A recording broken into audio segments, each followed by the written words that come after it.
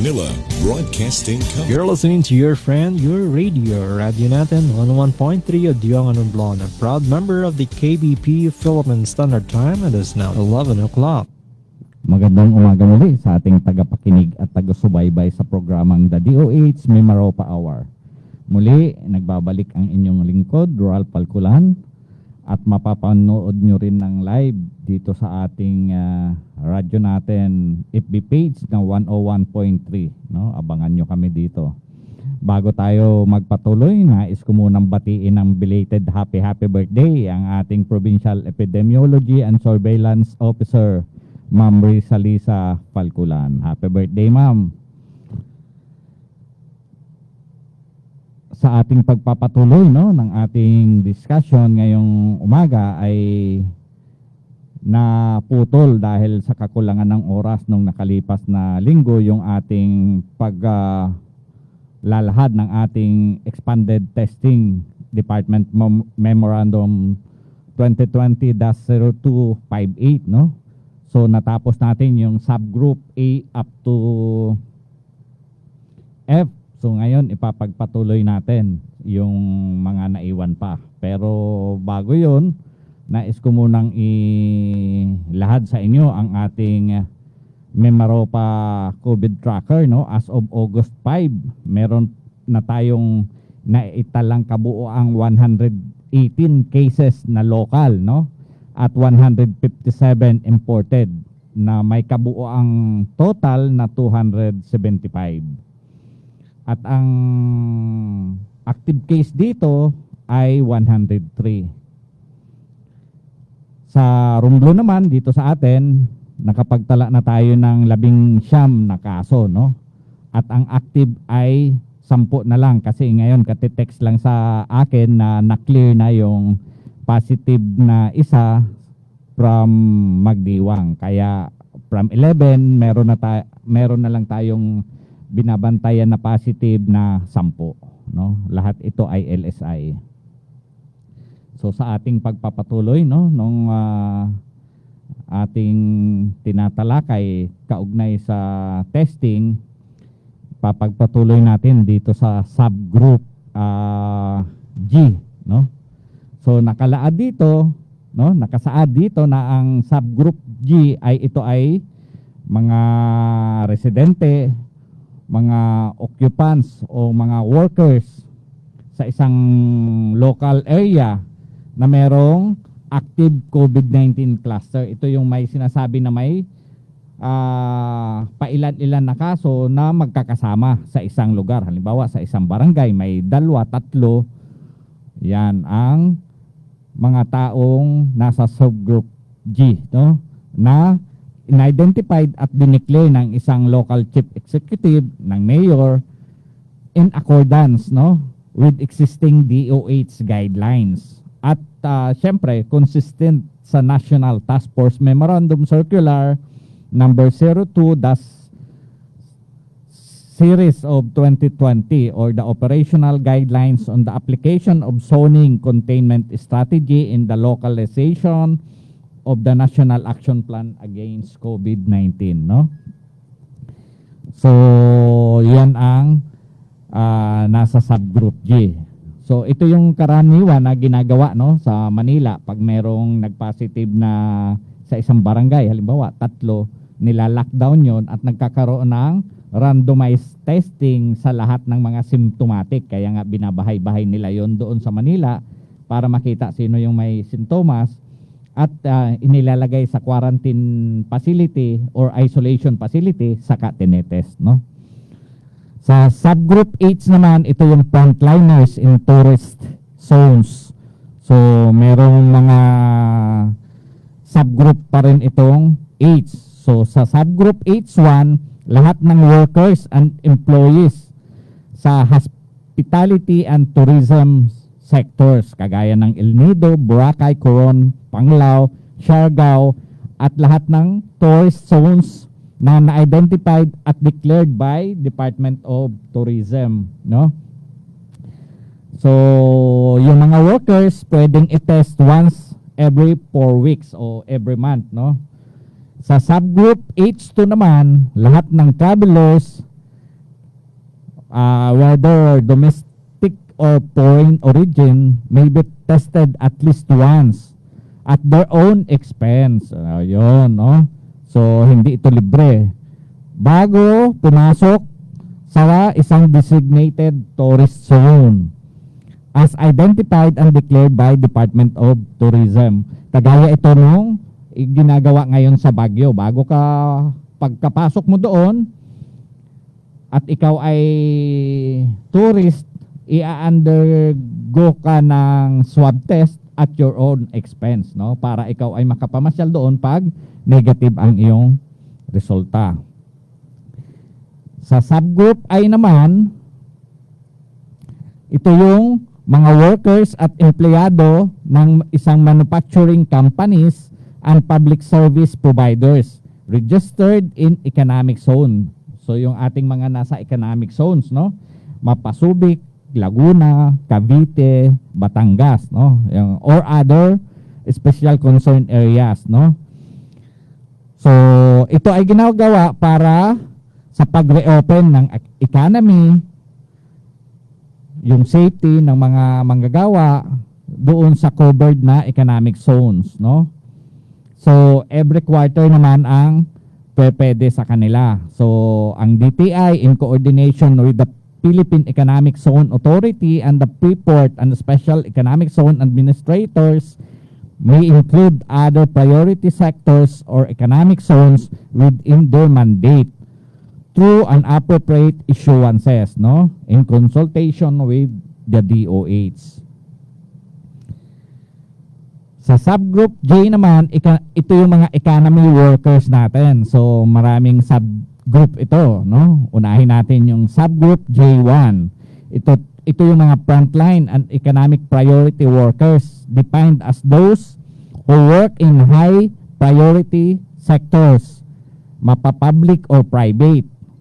May high interaction with and exposure to the public. Ito yung mga tao na talagang may interaction or may pakikisalamuha sa kanilang customer, no? Who live or work in special concern areas may be tested every 3 months, no? Quarterly. Ito yung mga worker na nakalista, no? Transport and logistics, no? Mga drivers ng taxi, ride-hailing service, mga Grab, no? 4 wheels or 2 wheels, mga buses, at public transport vehicles. Ang ating mga conductors, pilot, flight attendants, flight engineers, no? Yung railroad operators, mechanics, servicemen, delivery staff, no? Atong water transport workers, so yung sa ating mga ferries, no? Inter-island shipping, mga ports. Ang number 2, yung sa mga food retail, ating mga waiter, waitresses, bar attendants, baristas, no? Mga chef and cooks, restaurant manager and supervisors.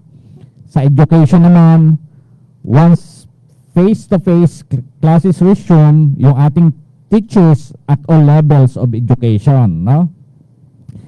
Ang letter B, other school frontliners such as guidance counselors, librarians, cashiers. Sa ating financial services, ito yung ating mga bank tellers, no, na nakakasalamuha ng ating mga nagde-deposit, nagwi-withdraw at naghahawak ng pera. So, number 5, non-food retail. So, ito yung mga cashiers, stock clerks, retail salespersons.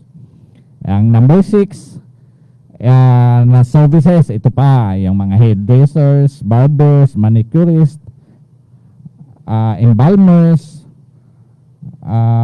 parking lot attendants, security guards, messengers, ushers, lobby attendants, receptionists, clergy, no? Nasa number 6 sila ng subgroup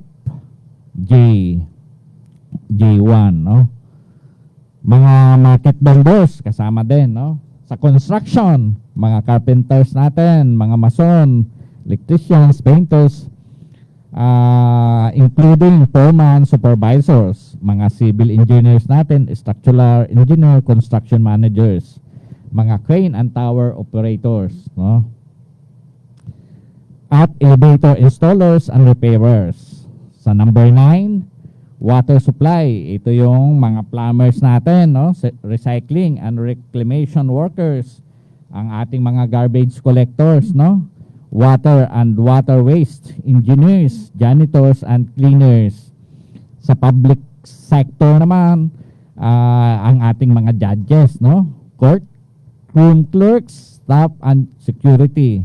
All national and local government employees rendering frontline service in special concern areas. Number 11, mass media. Ito yung ating mga reporter, photographers, and cameramen. So, nawala. The DTI and the Department of Labor and Employment ay magdi-designate, no, other frontline and economic priority workers within their mandate through an appropriate issuances in consultation with DOH, no? In order to reopen the economy safely, frontline and economic priority workers may be tested once every quarter.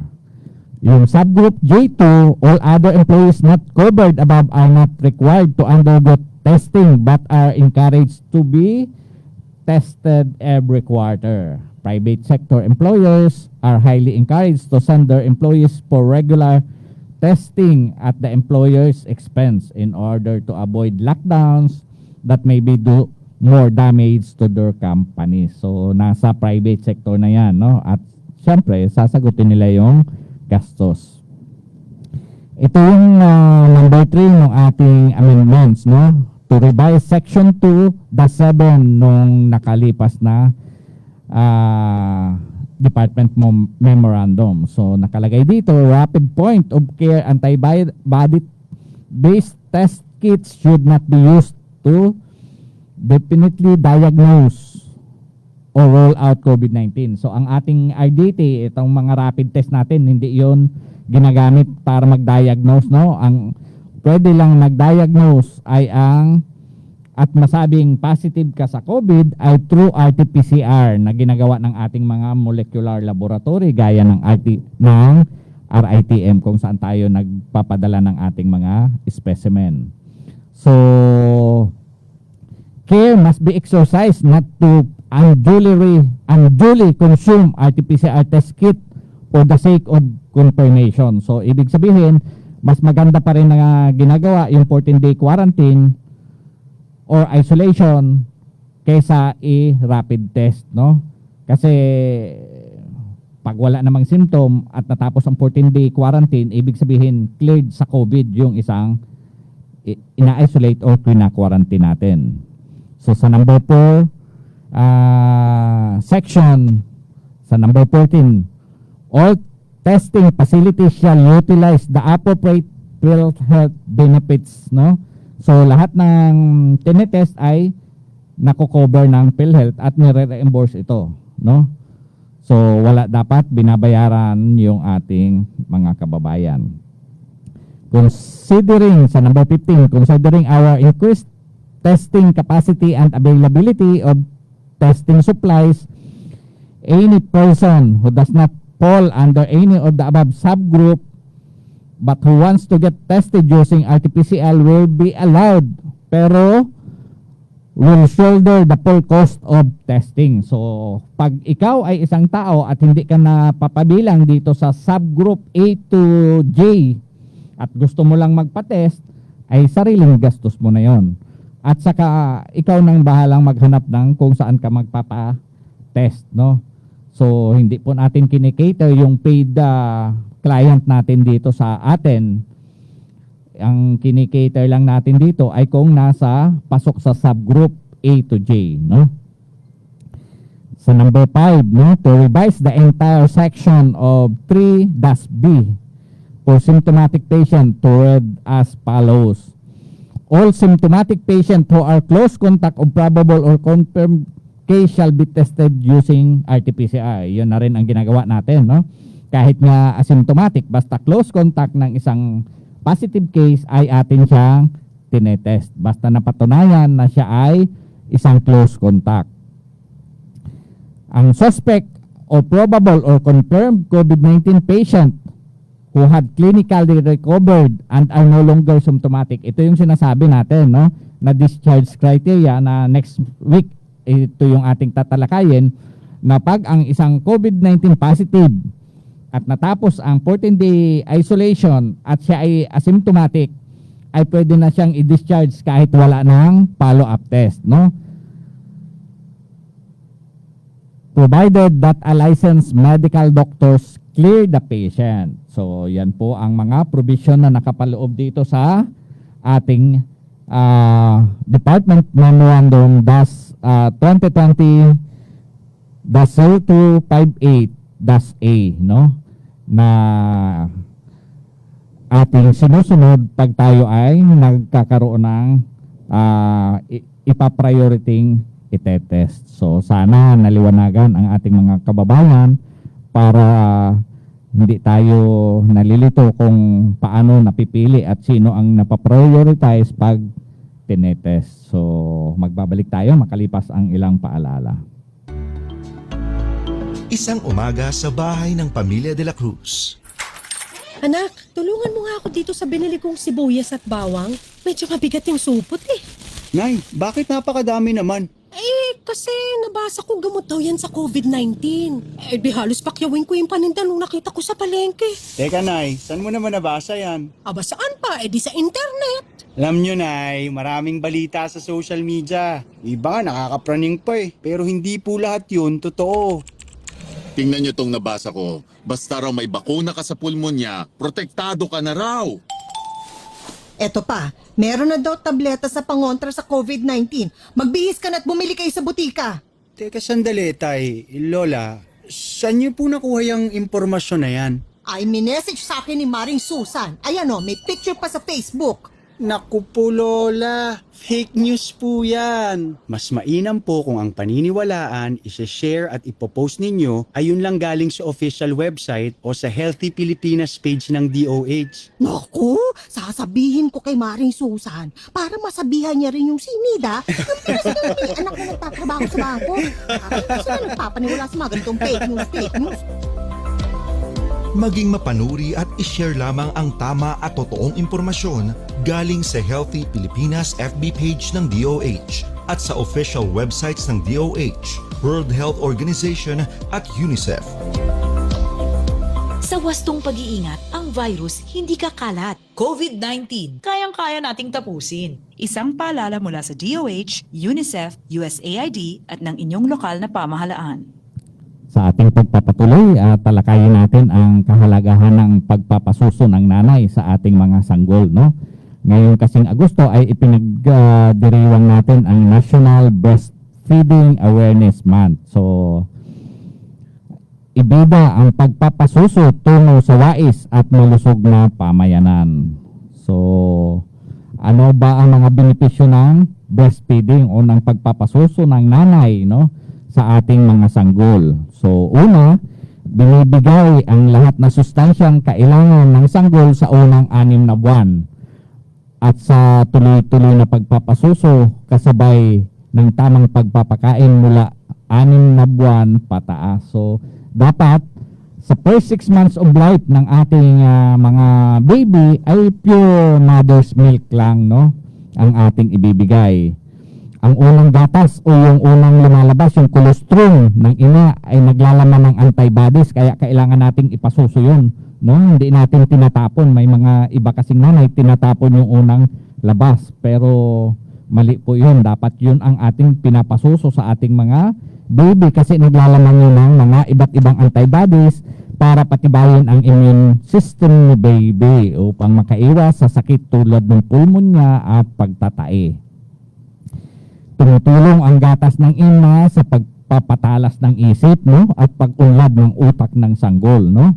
Lalo na sa unang 2 taon ng bata. Kaya nga hinihikayat natin na magpadede talaga ang ating mga nanay, no? Simula pagkaanak hanggang gusto ng bata, hanggang 2 years, no? Para mas nakatipid na tayo, nakakatulong pa sa pag-develop ng utak ng ating mga bata. So tatalino na ang bata, malusog pa, no? pinapatibay ng pagpapasuso ang ugnayan ng ina at sanggol. Kasi nga, laging magkayakap ang nanay at baby dahil sa pagpapadede. So, nagkakaroon ng banding yung magnanay. Binabawasan ang posibilidad na magkaroon ng ovarian at breast cancer ang ina. Yun, isang napakahalagang benepisyo para sa nanay, no? At tumutulong din ang pagpapasuso sa pagbalik ng timbang ng isang babae bago siya nagbuntis upang maiwasan o makaiwas sa diabetes at obesity, no? Yon, parang nag-exercise ka na rin pag ikaw ay nagpapadede, no? So, yun yung mga isang mga benepisyong nakukuha ng isang nanay pag siya ay nagpapasuso sa ating mga baby. So, para sa mga benepisyo sa mga bata, ito naman, no? Kasabay sa paglaki ng isang sanggol ang pagdami ng gatas na mailalabas ng isang ina galing sa kanyang suso sa unang 3 hanggang 7 araw mula pagkapanganak. Unti-unting lumalakas ang pagdami ng gatas ng isang ina kasabay ng mayat mayang pagsuso ng kanyang anak. Kaya nga mai-stimulate natin yung milk gland ng ating dede pag patuloy na pinapa-sup-sup sa ating mga baby, no? Kaya hindi po totoo yung sinasabi na wala akong gatas kaya hindi ako nagpapasuso. Pag maya-maya ang padede mo sa baby mo, mai-stimulate yan ang paglabas ng gatas sa inyong dede, no? Kaya tuloy-tuloy lang. Mang sabi nga ay kailangan nating pagtuunan ng pansit, no? Pansin yung pagpapadede. Ilagay lang natin sa dede natin yung baby para ma-stimulate na magkaroon ng gatas. Pangalawa, masustansya, ligtas at malinis na pagkain ang gatas ng ina. Tama. Kasi nga, wala nang kailangang preparasyon. Diretso na, no? From kay nanay, kay mami, diretso nang dididiin ng baby. Hindi na kailangan tayong maglaga ng tubig, mag-prepare ng biberon, no? So, napaka-practical. Ito ay nagbabago ayon sa sustansya ng pagkain na kinakain ng ina.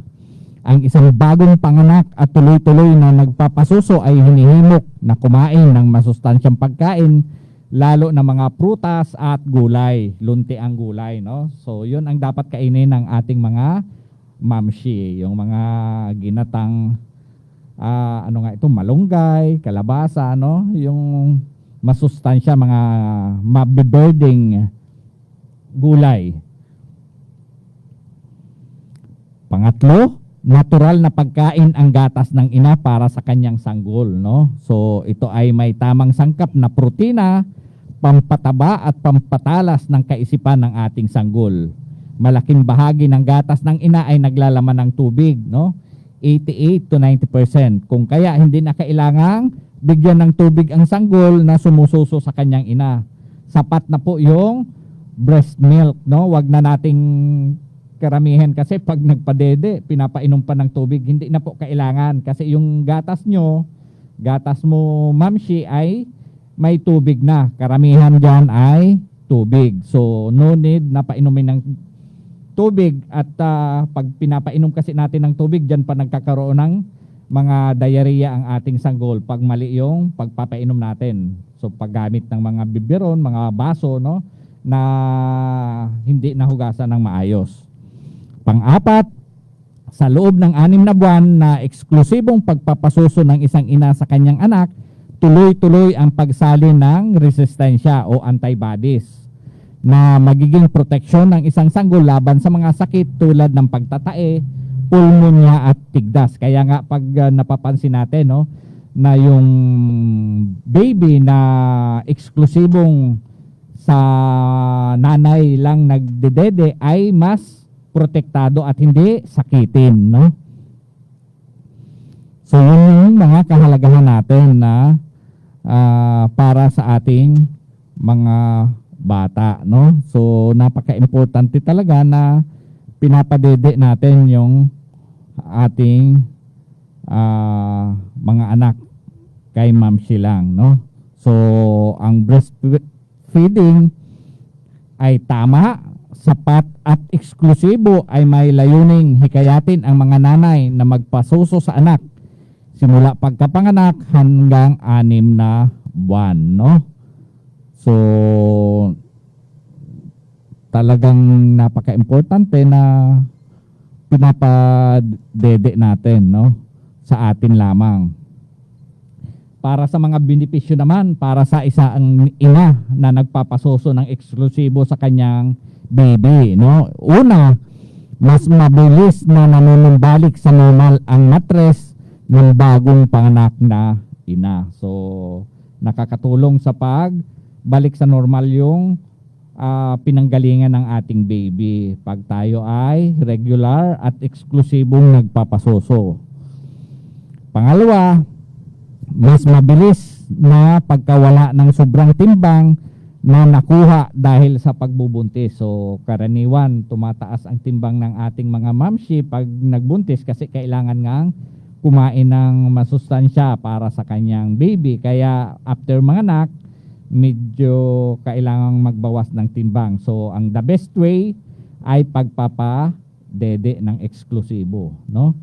Para na padede mo na, nabigyan mo ng masustansyang pagkain ang baby, nagkabenepisyo ka pa dahil natutulungan kang manumbalik sa iyong tamang timbang. At pangatlo, mas mababang posibilidad ng pagkakasakit ng cancer sa suso at sa ovaryo sa mga nagpapasuso, no? So ito ay may pag-aaral, kaya nga ito ay sinasabi na maganda, no, na proteksyon sa ating mga ina para hindi magkaroon ng ovarian cancer at yung cancer sa suso sa mga nagpapa-eksklusibo na nagpapadede. At isa pa,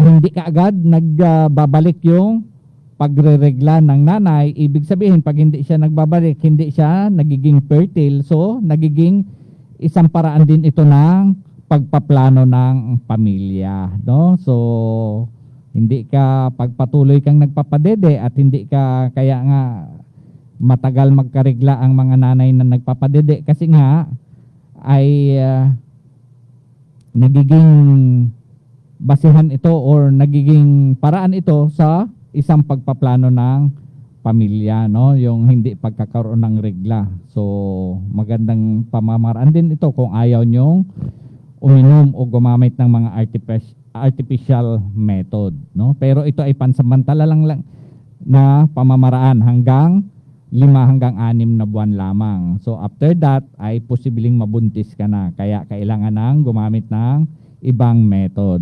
So yan po, no, ang binabahagi natin para yung ating mga kababayan, lalo na ating mga ina, mga nanay, mga mamshi ay maging malusog ang inyong sanggol, pati na rin kayo. So, natatapos na naman yung ating 30 minuto, no, sa ating palatuntunan. So, next week, ibang topic naman ang ating tatalakayin para ma-share sa inyo, no, yung ating discharge at recovery criteria, paano nakiklear yung ating positive. So, sa ating mga kababayan, maging ligtas, sumunod sa ating health protocol, no, yung pagsusuot na mask pag tayo ay lalabas, pag tayo ay haharap sa ibang tao, pag tayo ay may mga gagawin sa labas, no, magdistansya, no, sa ibang tao ng 1 metro o higit pa, at laging maghugas ng kamay para tayo ay protektado, no. Kung may face shield kayo, mas mabisa, no? Mas maganda kasi face mask plus face shield ay mas makakatulong para maprotektahan tayo na maiwasan ang COVID-19. So sa muli, magandang umaga at sana'y ligtas tayong lahat. Maraming salamat sa inyong pakikinig at pagsubaybay sa ating programa. Isang araw sa bahay ng pamilya De La Cruz. Mga kabarangay, nasa ilalim po tayo ngayon ng Enhanced Community Quarantine. Huwag po muna lalabas ng bahay kung hindi kailangan. Umaasa kami sa inyong suporta at kooperasyon. Salamat po! Lola, bakit bawal po lumabas? Magkakasakit po ba tayong lahat? Nakakatakot. Oo nga, Diyos ko. Ano na ba nangyayari sa mundo? Naka-quarantine tayo ngayon para hindi tayo mahawa at makahawa ng COVID-19. Huwag kayong matakot. Basta dapat alisto tayo. Nay, kailan po ba tayo makakalabas? Ayoko na dito sa bahay. Miss ko na maglaro sa labas. Nay! Anak, tama na yan. Makinig ka nga. Anak! Anak! Darling, mahirap ang sitwasyong ito, pero paliwanagan lang natin ng maayos ang bata at si nanay sa nangyayari. Oo nga. Pasensya na. Hindi ko lang maiwasang mag-alala. Gusto ko lang kasi niligtas tayong lahat. Anak, gusto mo tawagan natin ang mga kalaro mo? Text natin o kaya i-video call. Lilipas din ito. Mabuti pa, tulungan mo si Lolang magluto ng paborito mong ulam. Adobong manok! Sige, Apo. Samahan mo ako sa kusina pero magugas muna tayo ng kamay, ha? Tandaan, anuman ang iyong reaksyon ay maaaring makaapekto sa iba. Magdala ng good vibes sa bahay. Sa wastong pag-iingat, ang virus hindi kakalat. COVID-19, kayang-kaya nating tapusin. Isang paalala mula sa DOH, UNICEF, USAID at ng inyong lokal na pamahalaan. Our town, our